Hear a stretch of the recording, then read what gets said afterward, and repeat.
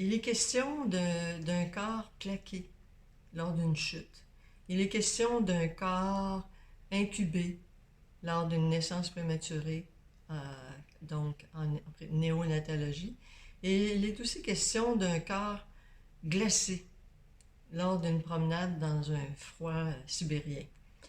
Alors, comme la notion d'immersion était très importante dans le tome 1, dans Art immersif, affect et émotion, bien, je me suis dit, ce dont il est question pour ces corps-là, c'est vraiment un corps en situation critique, donc un corps en alerte.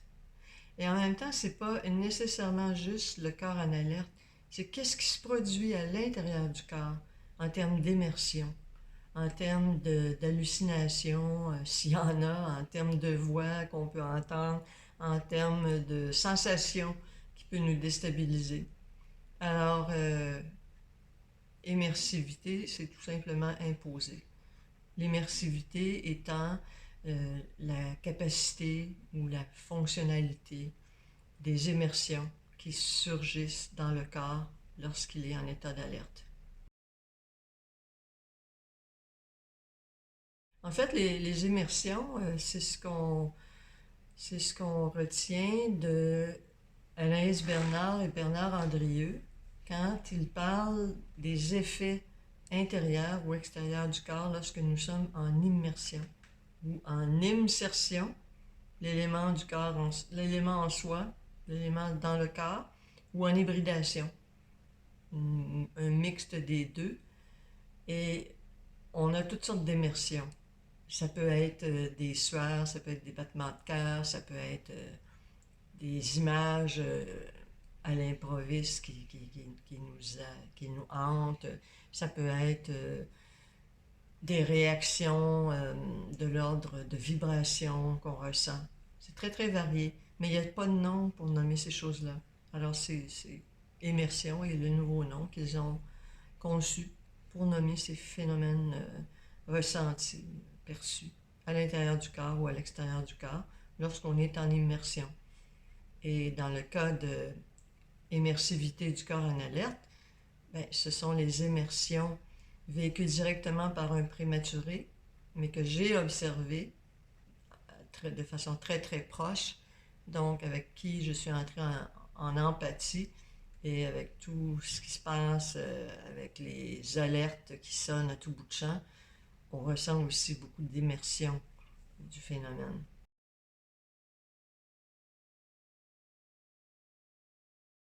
En fait, on quitte le domaine de l'art immersif percé dans sa définition habituelle, mais on est tout de même toujours dans l'expérientiel, dans l'expérience esthétique.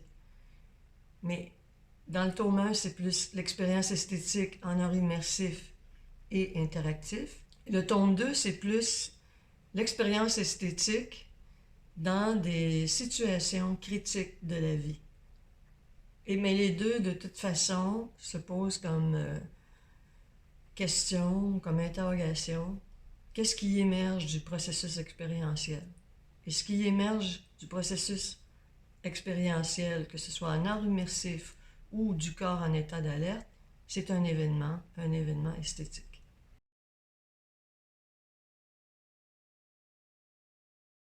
Esthétique dans le sens de esthésis de Baumgarten, mais dans le tome 1 et le tome 2, je me suis beaucoup rapprochée de la conception de l'événement par Whitehead, tel que repris aussi par Isabelle Stengers. Donc, l'événement n'est pas un événement qu'on organise, c'est un événement qui émerge du processus expérientiel du corps, qu'il soit une immersion en art ou une immersion dans la vie.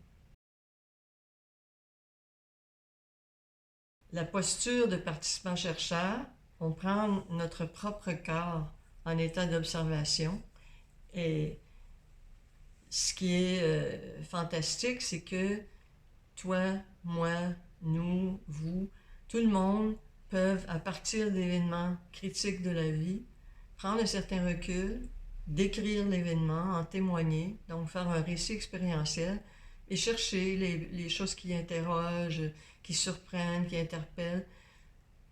Quel serait l'éclairage scientifique ou l'éclairage philosophique qui nous permette d'approfondir ces phénomènes-là?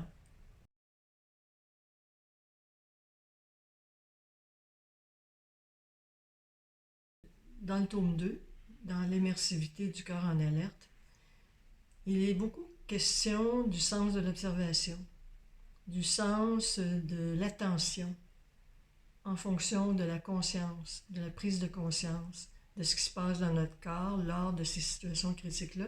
C'est aussi le cas en art immersif, parce que l'expérience esthétique, elle n'est pas l'apanage de l'art. On peut la vivre en art immersif, mais on peut aussi la vivre lors de situations critiques du corps. Donc, ce qui est intéressant en termes de lien, c'est le rapport avec la notion d'écologie.